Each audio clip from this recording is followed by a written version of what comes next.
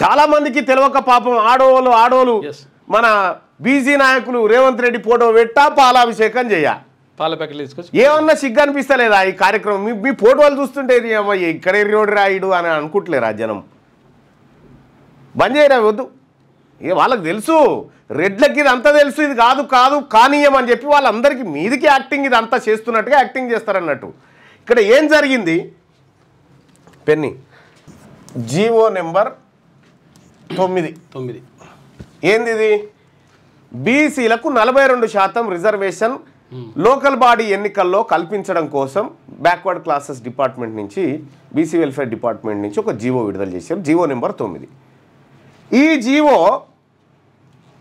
హైకోర్టులో నిలబడదు అని క్లియర్గా చెప్పిన జీవో ఇచ్చిన ప్రభుత్వాధినేతనేమో రేవంత్ రెడ్డి బి మాధవరెడ్డి అనేట ఆయన కోర్టుకు వెళ్ళిండి ఆ జీవో చెల్లదని మయూర్ రెడ్డి అనేటువంటి న్యాయవాది గారు పిటిషనర్ తరఫున వాదించిండి నిన్న అడ్వకేట్ జనరల్ ప్రభుత్వం తరఫున హాజరైన వారు సుదర్శన్ రెడ్డి గారు వీళ్ళందరి వాదనలు వింటున్నది విజయసేన్ రెడ్డి గారు నిన్న కోర్టులో జరిగినటువంటి కార్యక్రమం ఇది అయితే నేను కూడా వెంటనే ఇంప్లీడ్ కావడం జరిగింది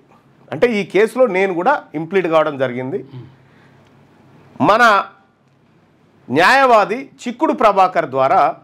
నేను దాంట్లో ఇంప్లీడ్ కావడం జరిగింది ఎందుకు ఇంప్లీడ్ అయినా అంటే ఇవన్నీ చూసినాక నాకు జర డౌట్ వచ్చింది ఎందుకైనా మంచిది ఇంప్లీడ్ అయిదామనేటువంటి ఉద్దేశంతో ఇమ్మీడియట్గా ఇంప్లీడ్ అయినాం సో గౌరవ న్యాయస్థానం కూడా అంగీకరించింది సరే చూద్దామని సో ఈ కార్యక్రమం అంతా జరుగుతూ ఉంది బీసీలకు రిజర్వేషన్ కోసం ఎవరి మధ్య ఎవరు పోరాటం చేస్తున్నారో చూడండి ఇక్కడ బీసీలకు రిజర్వేషన్ రావాలని వీళ్ళకు ఉన్నదా